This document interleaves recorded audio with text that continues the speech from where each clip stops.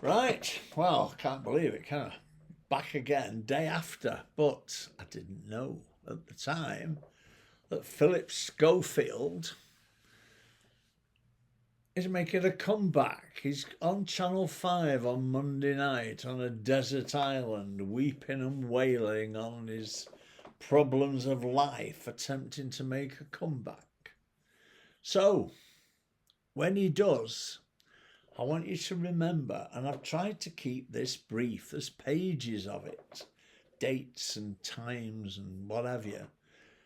I want you to remember that I've edited it right down to the main points.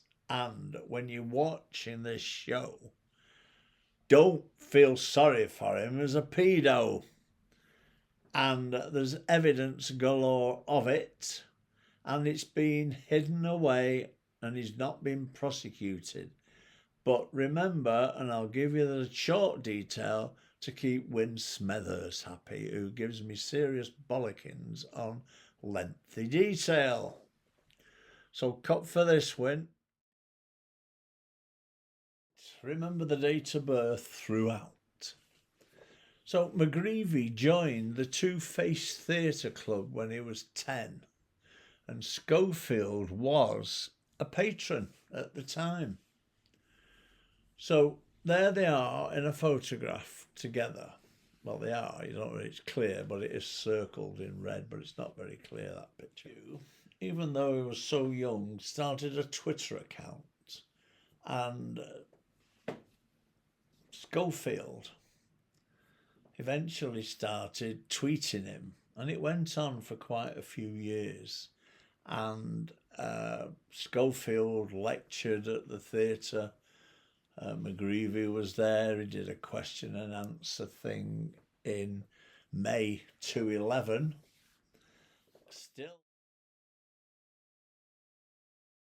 Still in touch with McGreevy previously from Twitter, so he certainly would have been in contact with him in person doing these question and answer things. But then on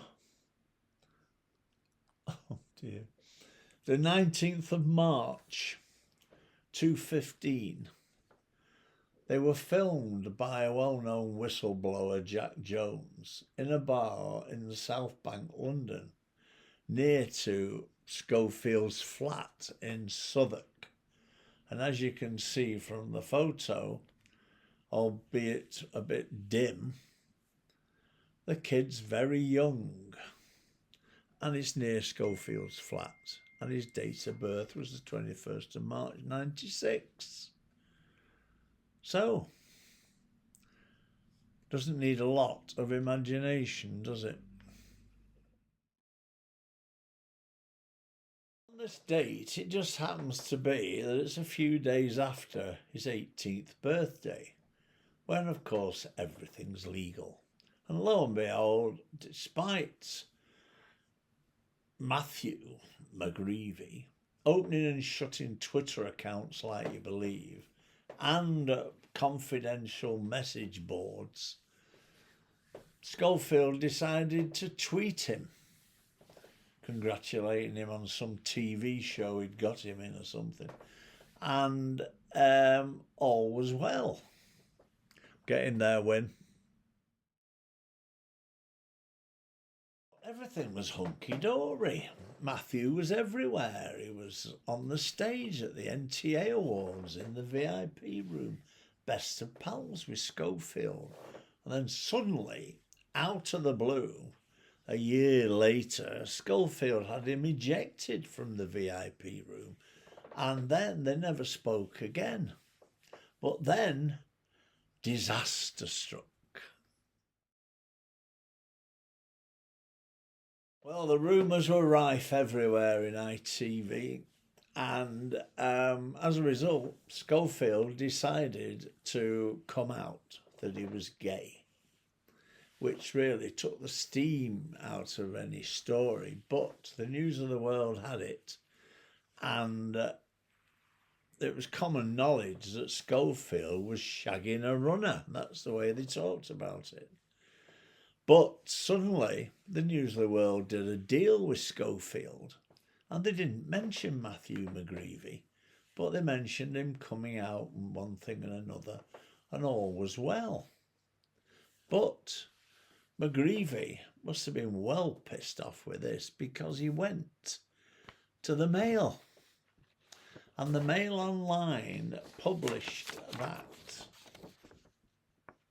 Can you see it? Yep. And all it is a story that Schofield paid his young lover a six-figure sum with a gagging clause. That means the disgraced This Morning presenter knows his ex can never speak about their relationship, so he will sleep a lot better. So there you go. Now, this is a man, he paid 100 grand to McGreevy to shut him up. Now, would you do that if you'd done nothing wrong?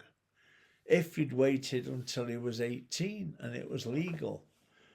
Would you do it if there wasn't evidence of them together when the kid was 10, right up to being 18, twittering between each other, messaging, meeting, all the nonsense becoming common knowledge in ITV, and then, boom, nothing. So there we go. Schofield resigns. Ha!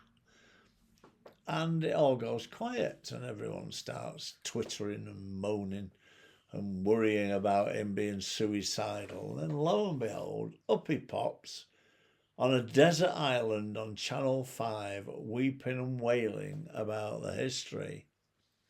But remember, the News of the World, the Daily Mail story, the 100 grand, and the age of the kid when they first met. Remember all that? You won't have any truck at all with what he comes out with on the island, which is bound to be a load of feeling sorry for himself and weeping and wailing, but doing nothing wrong because the boy was over 18.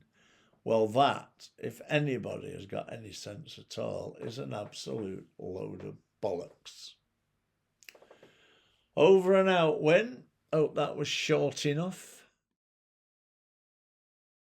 Actually, I forgot. Sorry about this, Win.